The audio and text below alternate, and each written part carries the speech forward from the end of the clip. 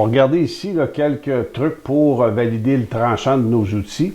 Que ce soit les gouges de sculpture ou le ciseau à bois, idéalement, on a un tranchant là, qui est impeccable là, comme une lame de rasoir.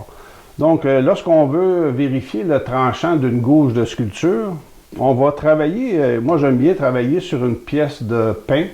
C'est un bois qui est assez mou avec une fibre là, qui est délicate.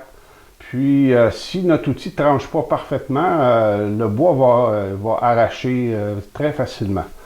Donc, moi, j'utilise du pain pour faire des tests puis valider mes tranchants. Puis, la meilleure façon, c'est de travailler de façon perpendiculaire à la fibre de bois.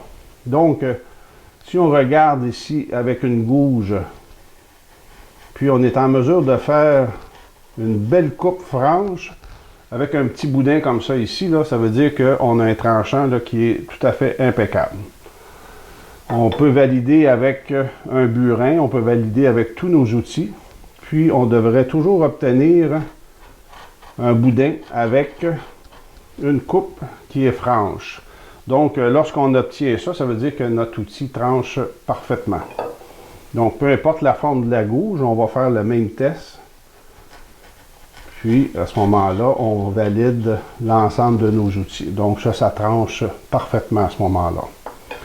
Avec les ciseaux à bois, on peut travailler à plat ici, avec le plat du fer. On va utiliser cette façon de travailler-là lorsqu'on fait de l'arasement sur, exemple, des assemblages à queue d'aronde ou à queue droite. Puis, on doit venir pouvoir dégager une fine pellicule de bois ici, tout simplement en étant appuyé à plat sur une planche de pain à ce moment-là. Donc, si on est en mesure de faire un type de coupe semblable ici, ça veut dire que notre ciseau à bois coupe là, parfaitement. Donc, la même chose, on va valider avec différents ciseaux. Puis regardez ici, là, ça coupe parfaitement. Là, on fait une petite pellicule là, qui est très délicate à ce moment-là. Donc, ça va être parfait pour araser des formes. Lorsqu'on veut vérifier aussi le tranchant, on peut le vérifier en bout de grain. Donc, ici, on peut tout simplement vérifier dans un coin. Si on est en mesure de trancher parfaitement un coin en bout de grain, ça veut dire qu'on a un ciseau qui coupe parfaitement.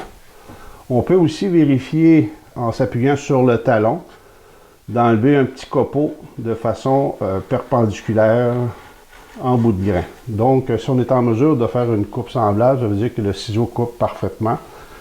Et aussi, on peut vérifier si on est en mesure de descendre parfaitement une coupe perpendiculaire au bois jusqu'à la fin.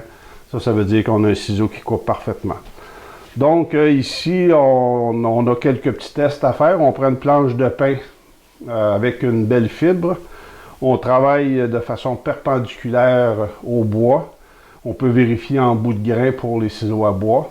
Puis, à ce moment-là, on a la preuve là, que nos ciseaux coupent parfaitement. Puis, lorsqu'on va se mettre au travail sur nos belles pièces de bois, ça va bien avancer. On va avoir des beaux tranchants, puis un excellent résultat à ce moment-là.